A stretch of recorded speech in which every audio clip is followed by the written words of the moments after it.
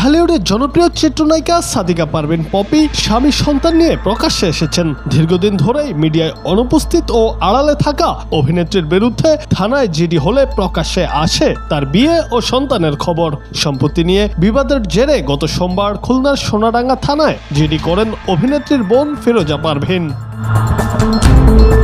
জিডিতে পপির বিরুদ্ধে অভিযোগ পারিবারিক জমি এককভাবে দখলে নিতে চান এই অভিনেত্রী। এ নিয়ে ভাই বোনদের সঙ্গে বিবাদ চরমে পৌঁছালে তাদের মেরে ফেলার হুমকি দেন পপি ও তার স্বামী আদনান উদ্দিন কামাল। জিডি সূত্রে জানা যায়, পৈতৃক জমি দখলে নেওয়ার জন্য সোমবার দুপুর 12:30টার দিকে শিববাড়ি এলাকার ভাড়াটিয়া বাড়ির সামনে অবস্থান করেন পপি। এ সময় তার সঙ্গে ছিলেন স্বামী আদনান, সঙ্গে কল্লোল মজুমদার ও শিপন নামে আরো দুজন সহযোগী ছিলেন। জমি দখলে ছোট বোন ফিরোজা পারভিন ও মা মরিয়ম বেগম পপিকে বাধা দেন। এ সময় পপি ও তার স্বামী ফিরোজা এবং মরিয়মকে ভয় দেখান ও মেরে ফেলার হুমকি দেন।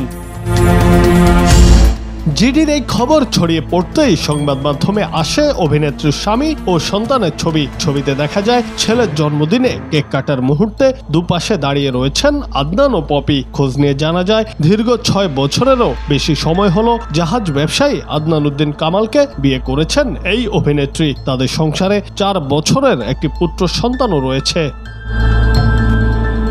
বছরখানিক আগে সবেজ পাড়ায় পপির বিয়ের গুঞ্জন ছড়িয়ে পড়েছিল। ওই সময় বিভিন্ন সংবাদ মাধ্যম বিয়ের সত্যতা যাচাইয়ের জন্য ব্যবসায়ী আদনানের সঙ্গে যোগাযোগ করলে তিনি বলেন, বিয়ের খবর মিথ্যা, পপি আমাদের পারিবারিক বন্ধু, তাকে বিয়ে করার প্রশ্নই আসে না। একটি মহল আমার বিরুদ্ধে ষড়যন্ত্র করে এসব ছড়াচ্ছে।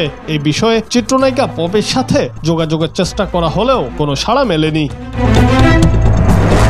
জাহাজ ব্যবসায়ী আদনান উদ্দিন কামালের সঙ্গে চিত্রনায়িকা পপির এটাই প্রথম বিয়ে। অন্যদিকে ব্যবসায়ী আদনানের এটি দ্বিতীয় বিয়ে। প্রথম ঘরে আদনানের স্ত্রী ও 3টি সন্তান রয়েছে।